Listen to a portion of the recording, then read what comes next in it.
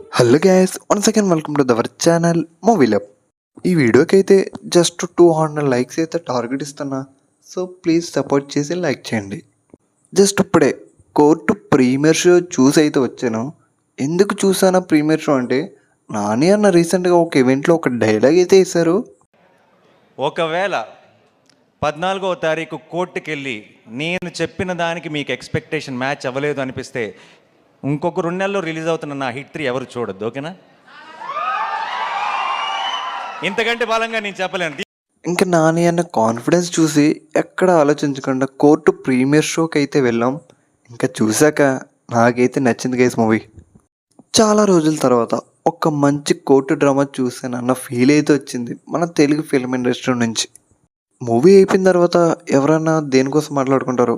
Performance కోసం, story కోసం, direction కోసం అలా మాట్లాడుకుంటారు. బట్ ఇక్కడ మాత్రం నాని అన్న స్టోరీ సెలెక్షన్ కోసం మాట్లాడుకున్నారు. ఇంకా మూవీలో మెయిన్ ప్లస్ పాయింట్ వచ్చేసి తీసుకున్న స్టోరీని చాలా నీట్గా ప్రజెంట్ చేయడంలో అయితే సక్సెస్ అయ్యారు మూవీ టీం మొత్తం, మెయిన్ డైరెక్షన్ డిపార్ట్మెంట్. అండ్ వీళ్ళు రాసుకున్న కోర్టు డైలాగ్స్ అండ్ కోర్టులో జరిగే సీన్స్ చాలా నీట్గా, చాలా పర్ఫెక్ట్గా అయితే రాసుకున్నారు. ఎలా రాసుకున్నారో అంత నీట్గా అయితే ప్రజెంట్ చేశారు.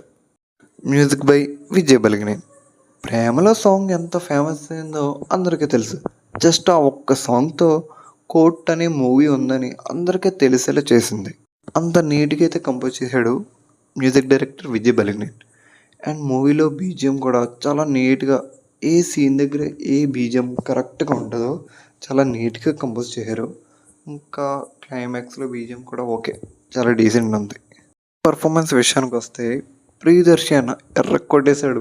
మొత్తం చాలా పర్ఫెక్ట్గా అయితే చేశాడు మొత్తం మూవీ మొత్తం. యాక్చువల్గా చెప్పాలంటే సెకండ్ హాఫ్ మొత్తం ప్రియదర్శి చుట్టూనే, ప్రియదర్శి డైలాగ్స్తోనే నిండిపోతుంది మూవీ అంతా.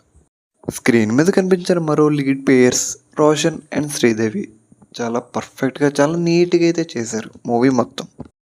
ఇది వాళ్ళకి కొత్త కావచ్చు, బట్ వాళ్ళు బెస్ట్ అయితే ఇచ్చారు. మూవీలో ఇంకో క్యారెక్టర్ కోసం అయితే మాట్లాడుకోవాలి.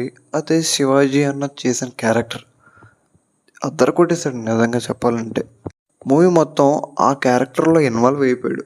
చాలా చాలా అంటే చాలా కనెక్ట్ అయ్యారు ఆడియన్స్ ఆ క్యారెక్టర్కి. ఫైనల్గా ఈ మూవీకి నేను ఇచ్చే rating 3.0.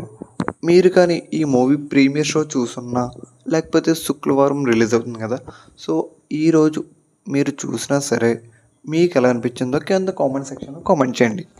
Next Dil Ruba movie రివ్యూతో అయితే కలుసుకుందాం. ఇంకా మన ఛానల్ ఎవరైనా సబ్స్క్రైబ్ చేయకపోతే ప్లీజ్ సబ్స్క్రైబ్ చేయండి అండ్ లైక్ చేయండి. Bye guys, take care.